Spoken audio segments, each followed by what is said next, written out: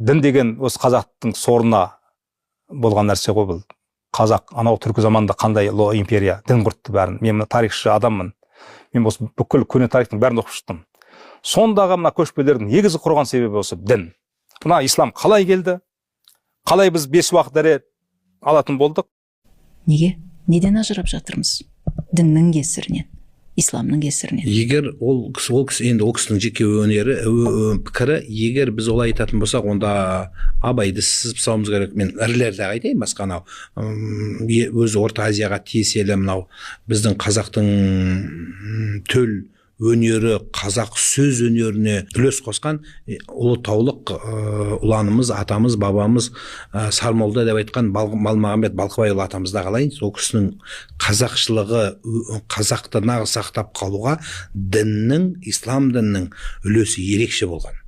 Қараңыз, бір мына жағынан кетірейінші мысалды. Өзбек халқы қазаққа қарағанда өте діндар. Иә. Өзбек халқы жоғалып кетті ма? Жоқ, жоғалған жоқ. Нығайғанның үстіне нығайып келді. Білесіз бе, Құранның түп нұсқасы оригиналы Ташкентте тұр. Жоғалып кеткен жоқ олар. Арабтар ұстай алмаған құнды жәдігерді солар ұстап қалды. Мауаннахр мұсылмандар, біздің ұстаздарымыздың дерлігі Ташкентте, Бұхарада оқып шыққан Араб медреселерінде. Қарилары сол жақтан шыққан. Енді біздің қазақтың кемелденуіне нағыз ислам дініміз үлес қосты. Дінді, мына Мырзатай Жолдасбеков ағамыздың дін дұрыс ұстасаң қасиет, дұрыс ұста алмасаң адасаң ол қасіретің болады. Шын мәнінде қасірет болып жатқаны дұрыс түсінбегендігі діннің қасіреттігі емес, адамдардың шолақ болғаны. Жаңағы самауырынды су алды деп Самарқанды су алдыға келтірген сыңайы бұл нәрсе. Сондықтан дін бізді бұзған жоқ қой. Мысалы, мен қазақтың азаматы, өзімнің елім үшін, ұлтым үшін, жерім үшін шамам келгенше қызмет етсем, тура сол сияқты кез келген азамат қызмет етсе, араб болсын демейді. Нағыз қазақ болсын. Қазақшылықты ұстап жүрген имам моллар, діндарлар. Бір қазақтың сол жаңа діндар азаматы қазақша киім кимейді, мен сізге дейін. Қазақша шапан кимейді, тақия кимейді. Оны киіп жүрген имам.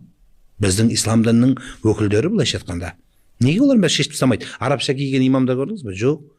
Ана таблиғи жамағат деген бізде елімізде экстремистік деп танылған ұйым болған. Солардың ұзын дамбал көйлектерін бәрін шештіріп, біз қайта өзінің ұлттық киімдер кигізіп жатырмыз. Сондықтан бұл дұрыс түсіну керек. Ал енді қазір мына ұлтымызға жаны ашыдым деп мына Түркияда болған.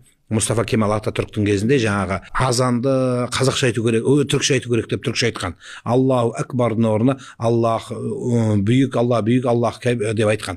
Үлкен Алла ұлық деп.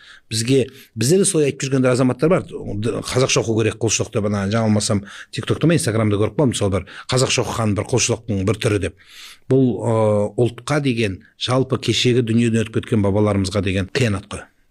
Тікелей айтқан.